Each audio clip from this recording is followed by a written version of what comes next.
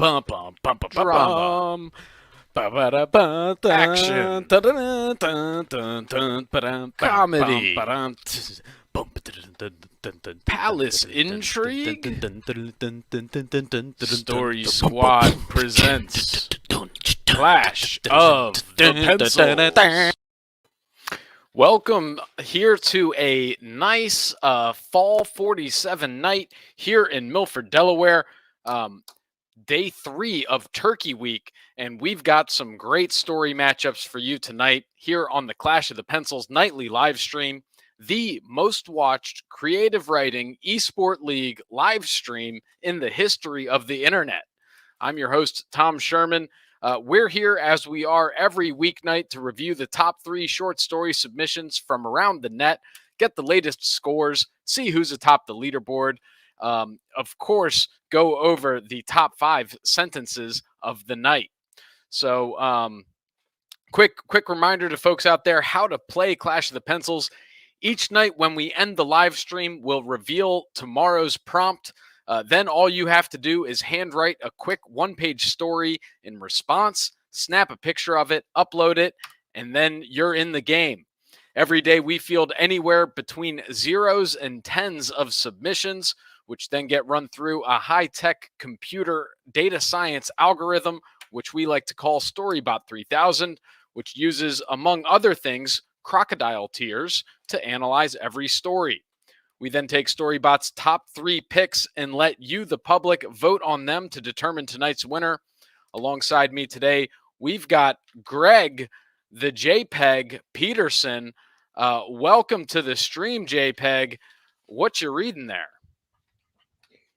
At these words of mine, a young man also standing nearby spoke up. Yes, I should know. Eros has dealt me enough blows. What blows would they be, my friend? I asked. To judge by the look of you, it's not long since your initiation into the gods' cult. Oh, hey, Tom. Wow. Catching up on some antiquities. Interesting. By the looks of it, not long since you've joined the gods' cult indeed. Interesting to see how that Thanksgiving goes. Yeah, it's gobble, gobble, gobble. On the eve of Turkey Day. I'm going back to the Greeks, Tom, the Greek novel. Well, somebody's got to do it, and why not you? So before we get underway, let's remind everybody out there what the authors are playing for tonight, and that is one of these, an IOU NFT. This exclusive 1 out of 10,000 NFT is actually an IOU for a future NFT from an upcoming drop from Story Squad. Although the current estimated cash value of the IOU NFT is $100 US, that's not quite the full value of NFTs. Think of NFTs like keys to the future. Right now, as humans, we interact with businesses and organizations much like ants might their queen, slaving away day in and day out for resources to give to the queen so that she may survive. NFTs turn this one-directional relationship into a community partnership. Owning NFTs of organizations will allow those owners special perks like early access to future products, exclusive content behind paywalls, and access to the inner community. Not only that, but NFTs are transferable, allowing owners to sell at a premium, which in turn appreciate all other NFTs held by community members. So NFTs are part art, part online identity, part admission to a virtual country club, part crypto speculation, part generational wealth, and all real, baby.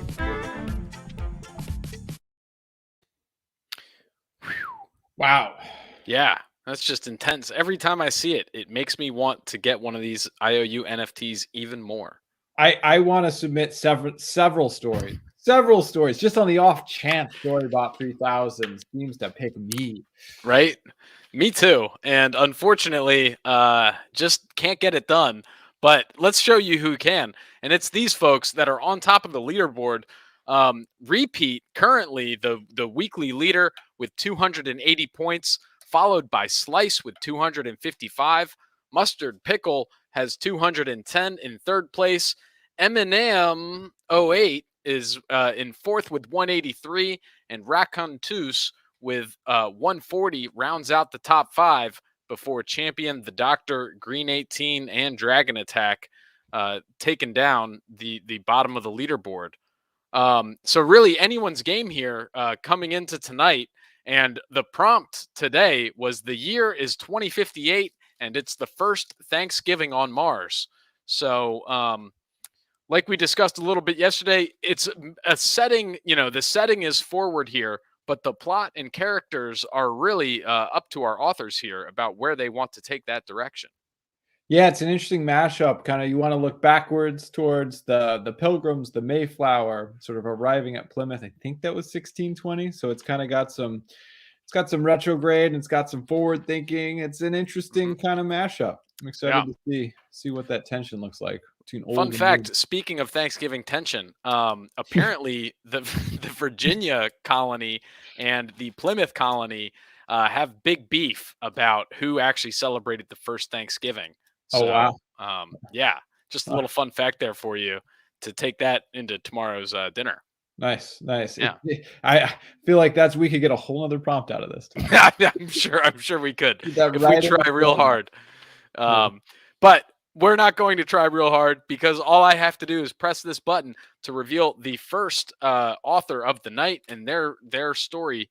And it's going to come in from Slice here. Let's see what Slice has to say about this prompt. Ares Perpeteem's been failing Earth history this year, a fact he's concealed from his parents. Until this year, Ares had been pod-schooled. He lived in an inner sector of Bezopolis with his mom, dad, and dog Skylos.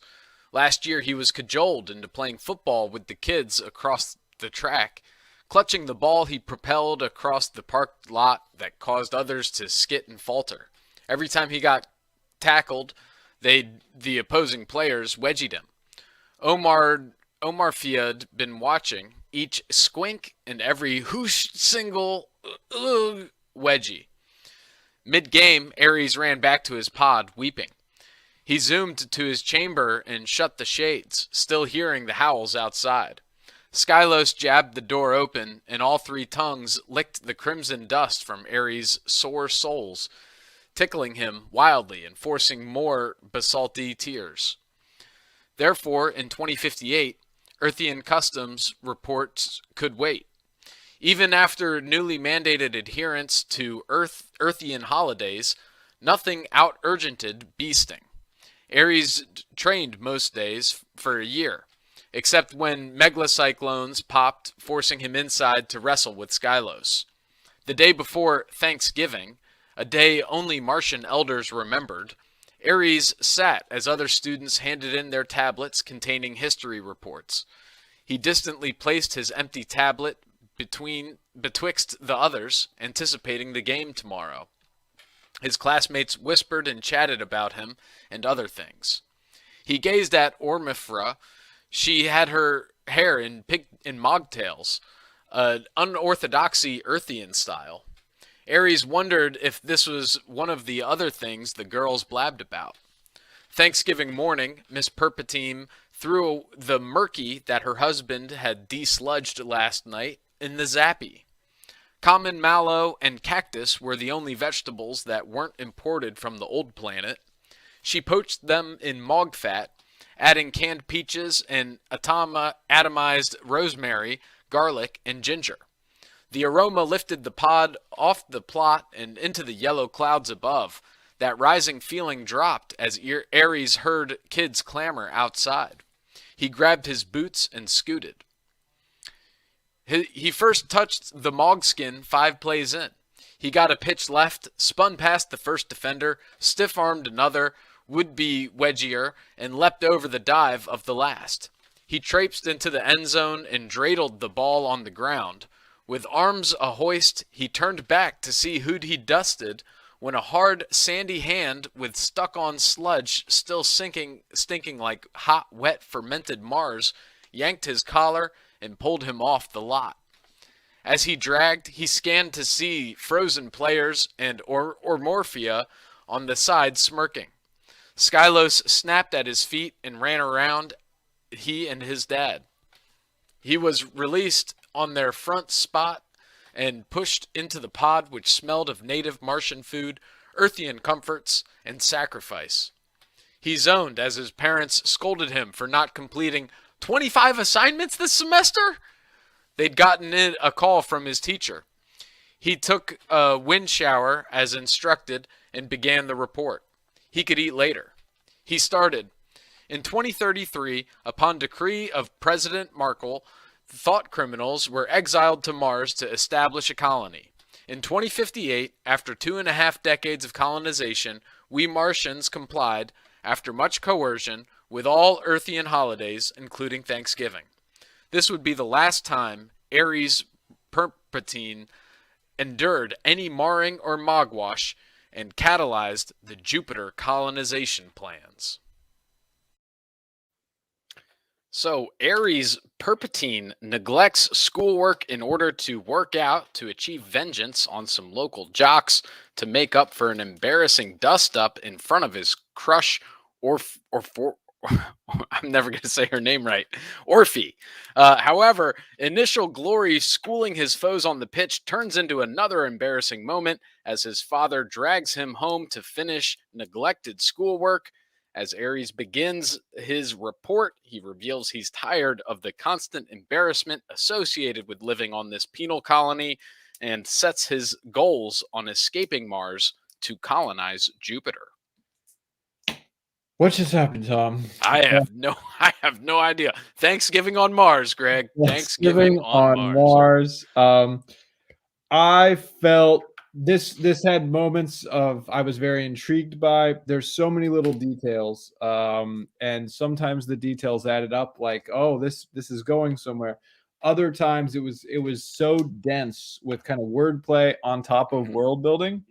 That it was hard for me to get in there and feel feelings as I tried to vicariously experience the life through Ares Perpetine's, I don't know, perspective.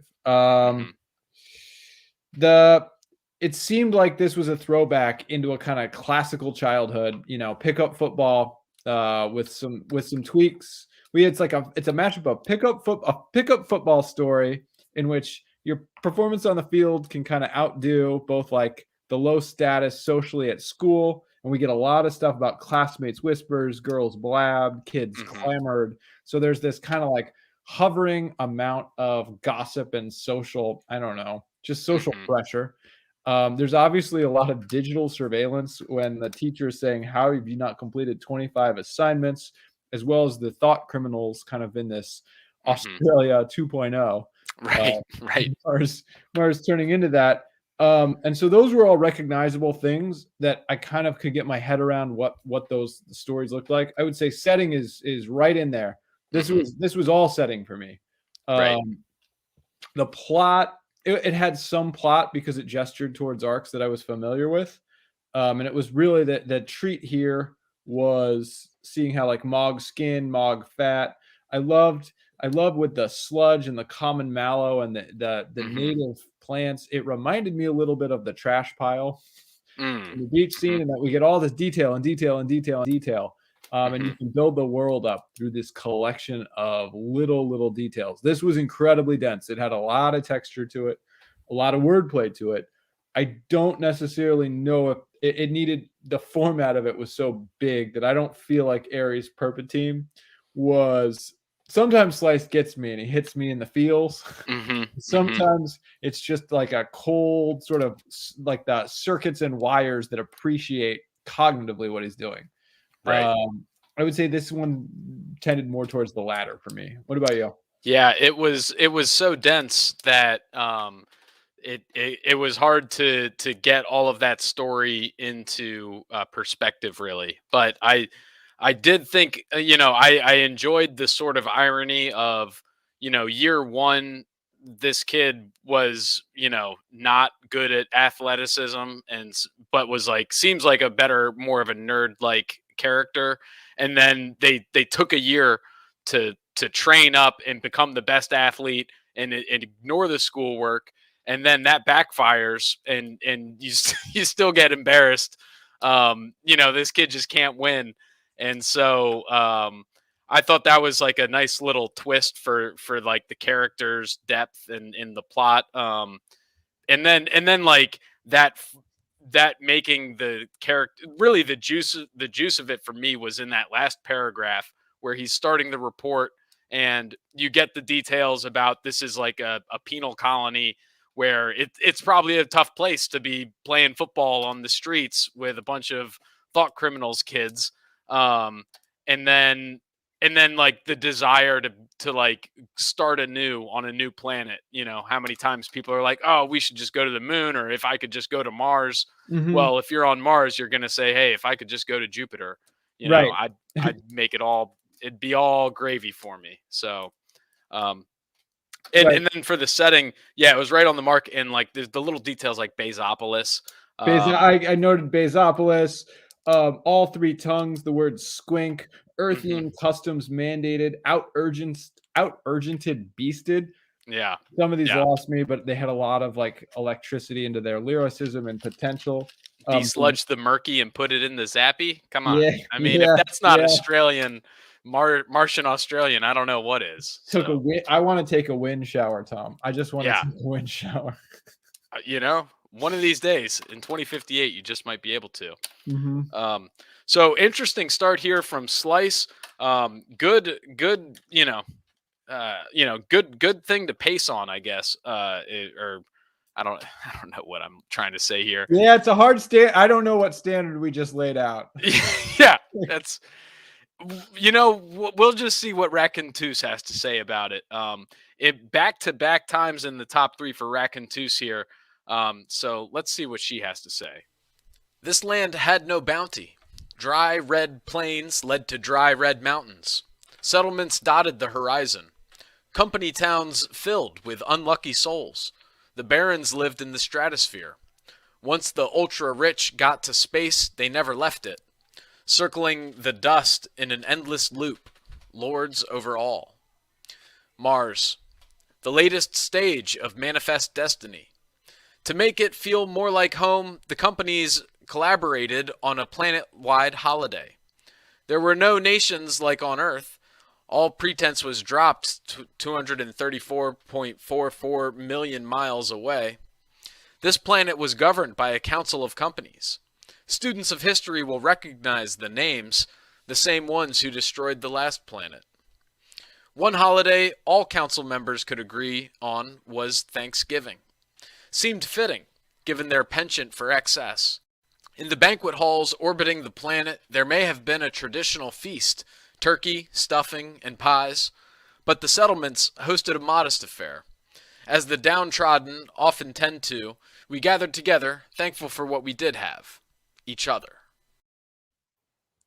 So Mars is a barren, depressed, company-owned shanty world with its CEO leaders living in comfort and excess, orbiting the barren wasteland.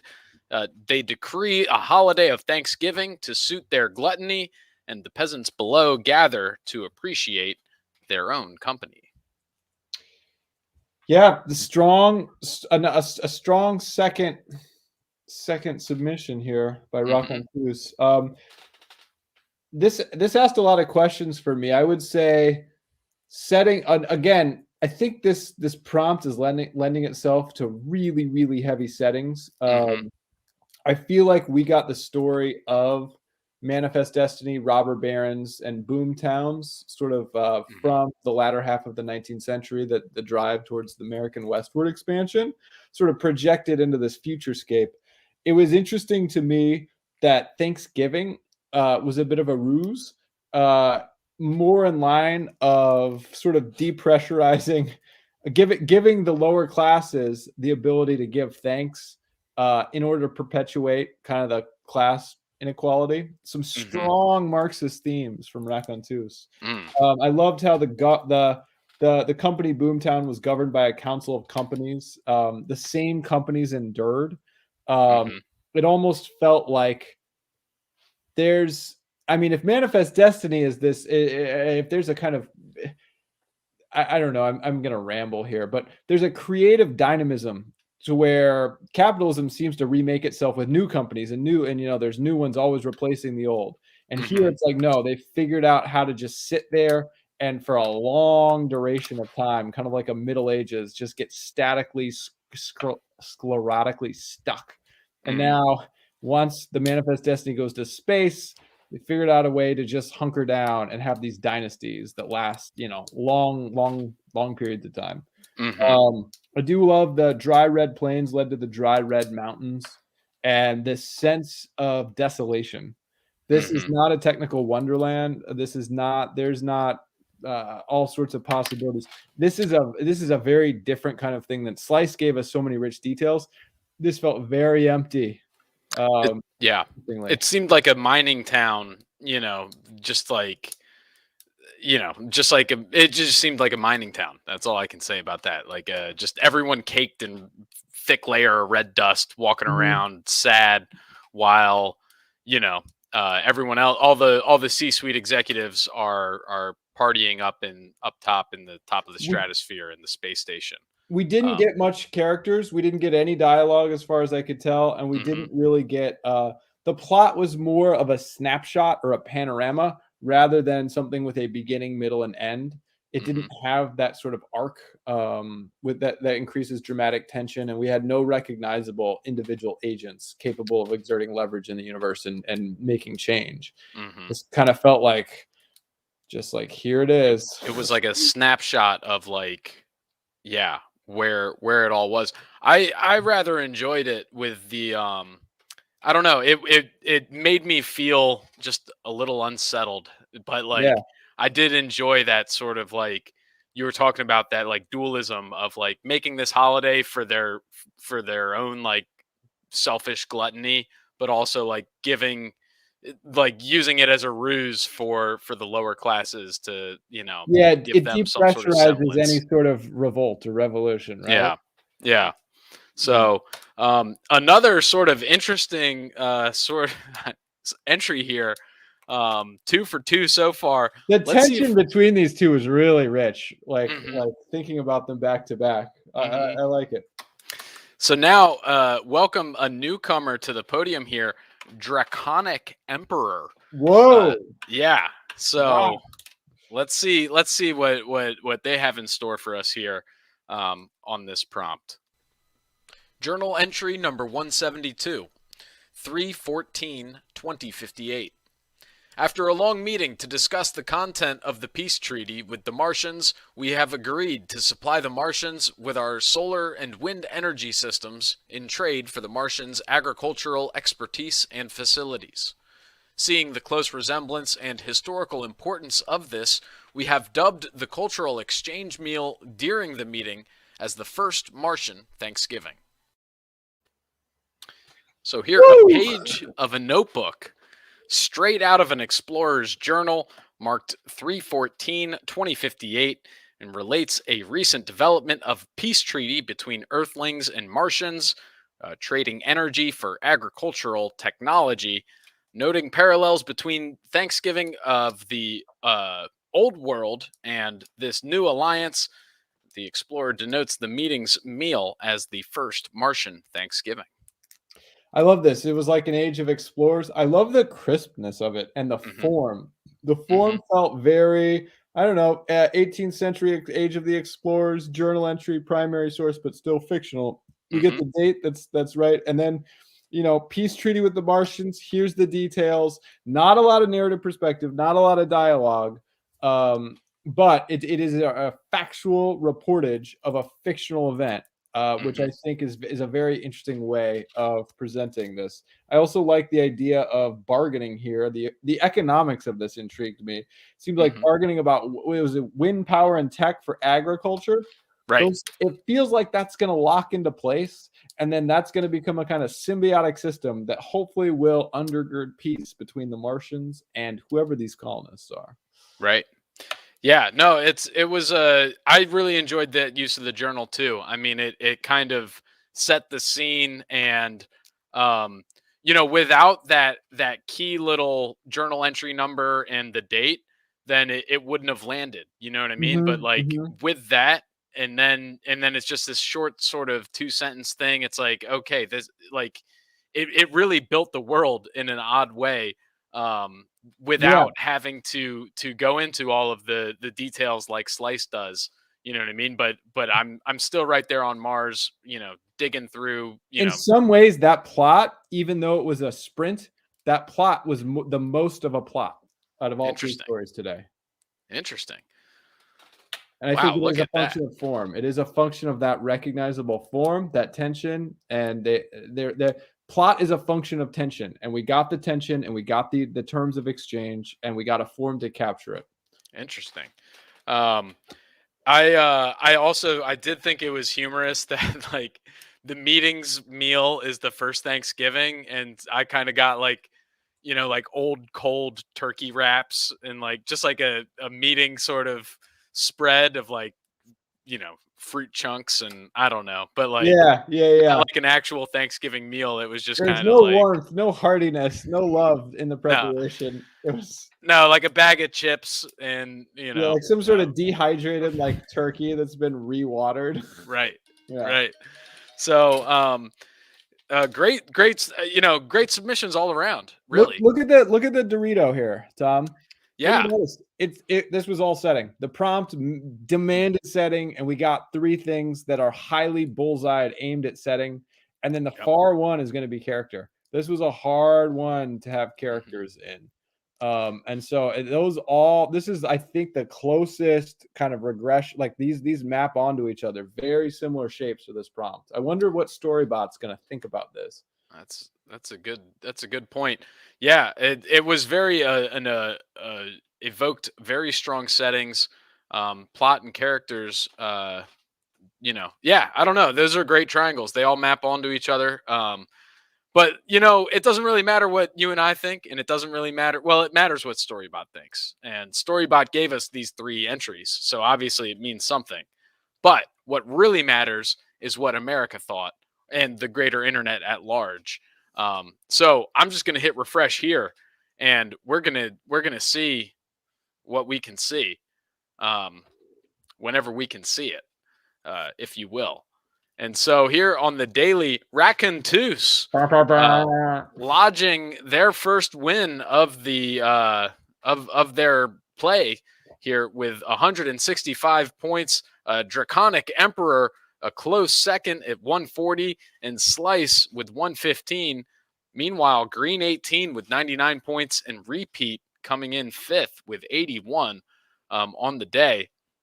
For the week now, that means Slice is here with 370 points, Repeat with 361, Racontus at 305, Mustard Pickle at 260, and Eminem 08 at 183. Quite a dogfight here between Slice and Repeat for the weekly prize. And Racontus, you never know. They might be able to crack that top slot, depending on how the chips fall.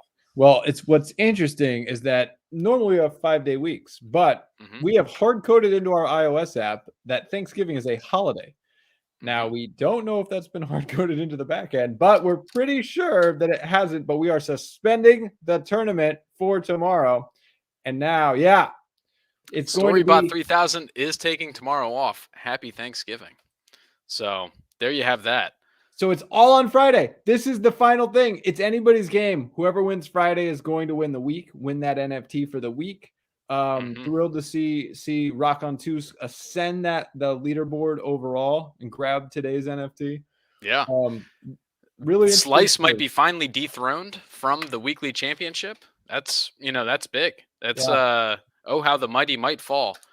And so Storybot did provide us with Friday's prompt. If you want to be thinking about it over the next day for the authors out there, your mom accidentally uses the magic beans you bought from a traveling salesman in her green bean casserole. What happens next? Wow.